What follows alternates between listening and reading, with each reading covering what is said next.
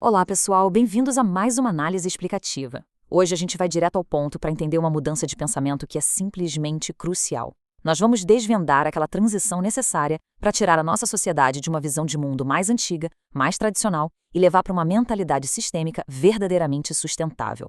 A ideia aqui é descobrir como a gente transforma toda essa teoria em um guia prático de sobrevivência para a forma como lidamos com os recursos ao nosso redor. O nosso roteiro de hoje está bem direto. Vamos do paradoxo humano, passando pelo embate de escalas entre natureza e tecnologia, a transição de ego para eco, o perigoso ciclo do colapso, até chegar em soluções estratégicas com o PDCA e, por fim, a tão necessária regeneração ativa. Vamos lá? Entrando aqui na nossa primeira parte, o paradoxo humano. Pensa só na ironia absurda dessa situação. A humanidade faz parte do meio ambiente, certo? Sem ele, a gente não existe. Mas olha só o que acontece. A gente pega toda a nossa inteligência brilhante, a nossa capacidade inesgotável de inovação e frequentemente usa tudo isso para quê? Para destruir as mesmíssimas engrenagens naturais que nos mantêm vivos. É uma ironia quase trágica, sabe? Usar a própria genialidade técnica para esgotar a base da nossa sobrevivência. Para desatar esse nó, a primeira ficha que tem que cair é que o meio ambiente não é só um cenário bonito, tipo uma natureza intocada lá longe, fora da cidade.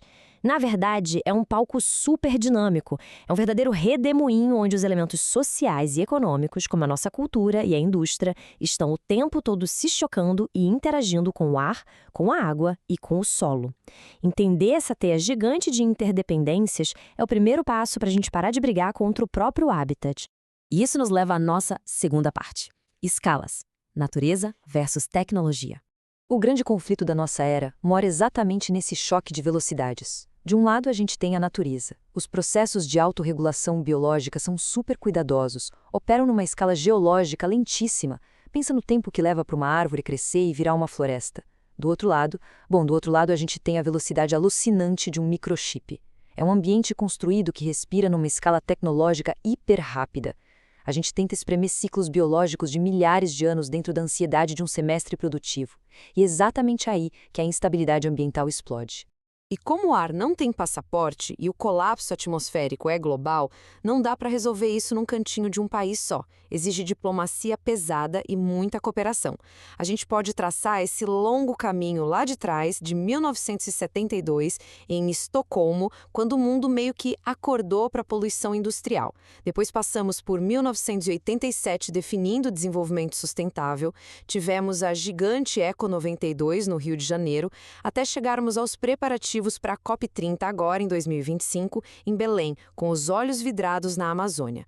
Isso prova que governança ambiental global é, sem dúvida, um jogo de alianças de longo prazo.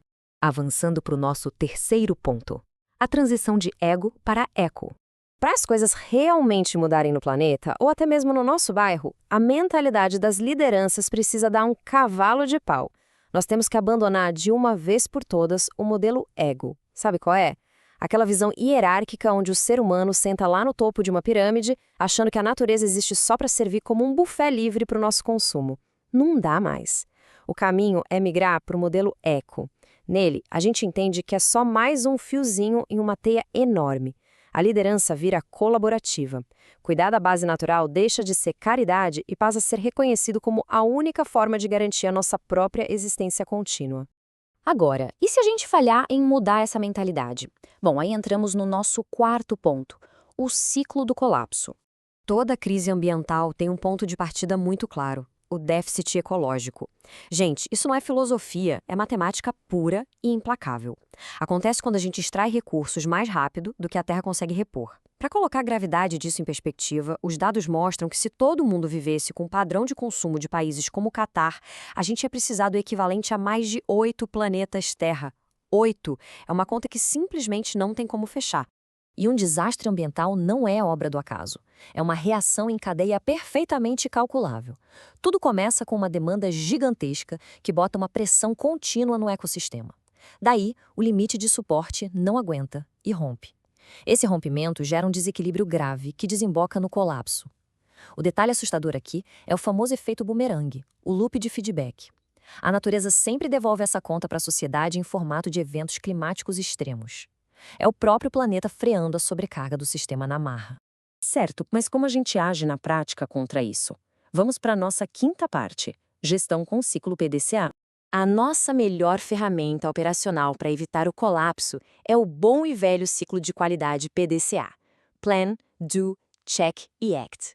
Ou seja, planejar, fazer, checar e agir. Essa é a espinha dorsal de qualquer sistema de gestão ambiental bem feito. E por que isso importa tanto? Porque tira a sustentabilidade do mundo das ideias soltas e transforma tudo em processos lógicos, estruturados e em constante evolução dentro de qualquer organização. Quando aplicamos isso no mundo corporativo, surgem práticas fantásticas. Em vez daquela lógica antiga de usar e jogar fora, entra a economia circular. É o redesenho dos produtos para que os materiais voltem para o ciclo de produção sem parar. Entra também a logística verde, apostando em frotas limpas para cortar emissões pesadas. E claro, as empresas passam a investir forte em recursos de matriz limpa, colocando painéis solares, captando água de chuva, tudo para diminuir a velha dependência de fontes poluentes. Para trazer isso para a vida real, imagine o PDCA rodando numa escola. Na fase do planejar, a diretoria estipula uma meta clara: reduzir o consumo de água em 20%. No fazer, a equipe arregaça as mangas, conserta as torneiras pingando e dá treinamento para todos. Depois vem o checar. No fim do mês, eles conferem os dados para ver se bateram a meta. Se a resposta for sim, vamos pro agir, que é padronizar essa manutenção para sempre. É uma engrenagenzinha simples, mas que traz uma melhoria imediata. E olha que incrível, esse mesmo ciclo pode escalar para o tamanho de uma cidade inteira. Um município pode usar o PDCA para limpar um rio local. Eles planejam a meta de limpeza, executam instalando redes de contenção e organizando mutirões, daí checam se o lixo voltou a acumular depois de uma chuva forte e, se o problema persistir, a prefeitura age implementando novas leis e multas. O pulo do gato é que essa roda não para, o ciclo gira constantemente para deixar a gestão pública cada vez mais afiada. E assim a gente chega na nossa sexta e última parte, rumo à regeneração ativa. Aqui tem um conceito que é um verdadeiro divisor de águas. A presença humana nunca é neutra. Nós precisamos dar um passo além da famosa mitigação. Mitigar é bacana? Claro, mas é tipo colocar um band-aid. É só reduzir um pouco o estrago, como colocar um filtro numa chaminé ou fazer uma reciclagem simples. Ajuda, mas não cura o déficit ecológico. A nossa meta de verdade precisa ser a regeneração ativa. É atuar intensamente para restaurar o sistema, devolvendo as funções vitais ao meio ambiente através de coisas como reflorestamento pesado e a regeneração de solos que já estavam esgotados. E para amarrar tudo o que vimos hoje, eu queria deixar uma provocação com todos nós. Na escala geológica do tempo, o planeta Terra vai sobreviver, sem dúvida alguma.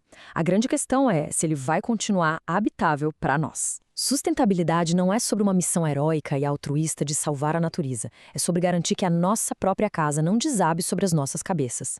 O futuro não é um lugar misterioso que está lá na frente esperando. Ele é exatamente o resultado das decisões que nós estamos tomando nas reuniões de hoje.